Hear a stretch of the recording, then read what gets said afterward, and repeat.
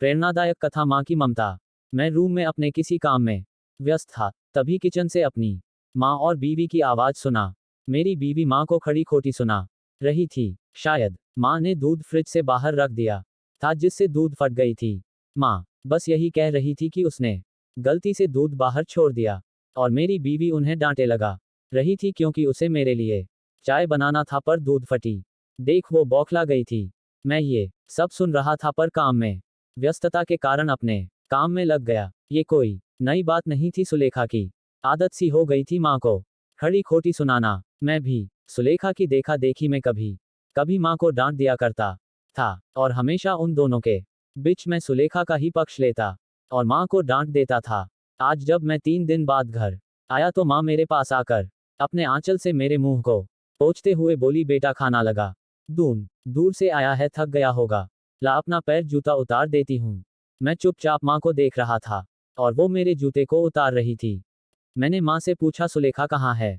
तो उसने कहा, वो तो अभी अभी बाहर गई है, मुझे बताई कि तुम कुछ देर में आने वाले हो और कह कर चली गई। सुलेखा अपने माँ को देखने गई थी, उसने मुझे पहले ही बताया था उसके माँ की तबीयत खराब है, पर मुझे समझ में नहीं आ रहा था कि वो मेरे साथ भी तो जा सकती थी। मैं 3 दिन के बाद आया हूं पर वो मुझसे मिलने को भी नहीं रुकी। यही सब मेरे दिमाग में चल रहा था। तब तक माँ ने खाना लगा दिया था।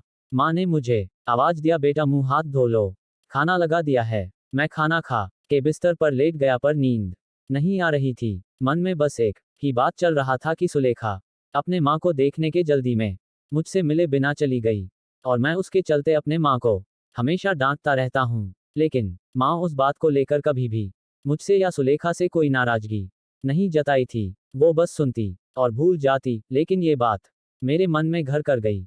सारी रात मैं बस माँ के बारे में सोचता रहा। आखिर क्यों वो अपनी बेइज्जती बर्दाश्त करती है? आखिर क्या है वो चीज़ जिसके चलते माँ मुझसे इतना प्यार करती है? क्यों हमेशा मेरी चिंता करती है? क्यों वो सुलेखा की बातों का जवाब नहीं देती? क्यों प्रश्नवाचक चिन्ह? क्यों और न जाने कितने ही क्यों मेरे मन को झकझोर रही थी। मैं सुबह माँ को सबसे पहले यही पूछा, आखिर कौन सी बात है जिसके चलते तुम इतना सब सहती हो और उफ़ तक नहीं करती? मैं माँ की बातों को सुनकर दांग रह गया। आज मुझे पता चल गया उस क्यों का कारण क्या है। माँ ने बहुत ही सहज भाव से कहा था, पर उनकी वो बातें मुझे आज सच से रूबरू करवा गया।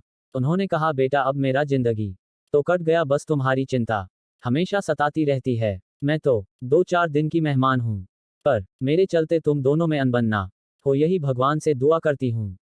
तुम दोनों खुश रहो, आबाद रहो, इससे ज्यादा एक माँ के लिए क्या हो सकता। ये कहकर वो किचन चली गईं, और जाते जाते कह गई, तू इतना सोच मत, सर दर्द करेगा। मुझे मेरे सारे क्यों का जवाब मिल गया था। ये सब माँ की ममता ही तो है जो अपने डैड को भुलाकर अपने बेटे के सुख की दुआ करती है। ये माँ की ममता ही थी जो मुझ जैसे पापी को भी मिल जाती है। यही एक ईश्वरीय वरदान है जो हर किसी के नसीब में होता है। बस मेरी तरह कई ऐसे हैं जो उस ममता की कीमत नहीं जानते। ऐसा होता है माँ की ममता, प्यार और दुलार। माँ के बिना जिंदगी अधूरी है। माँ हमारे लिए बहुत कुछ सोच के रखती है जो कि हम नहीं जानते हैं। हमारे भलाई के लिए वह अच्छा से ही अच्छा व्यवस्था करके रखती है। इसलिए माँ के बिना हमारा जीवन खाली है। माँ हमारे जीवन में बहुत महत्वपूर्ण होती है। अच्छा लगा हो तो लाइक और सब्सक्राइब जरूर करें हमारे चैनल कहानियाँ R1 को इसी तरह भावुक इमोशनल कहानी पाने के लिए।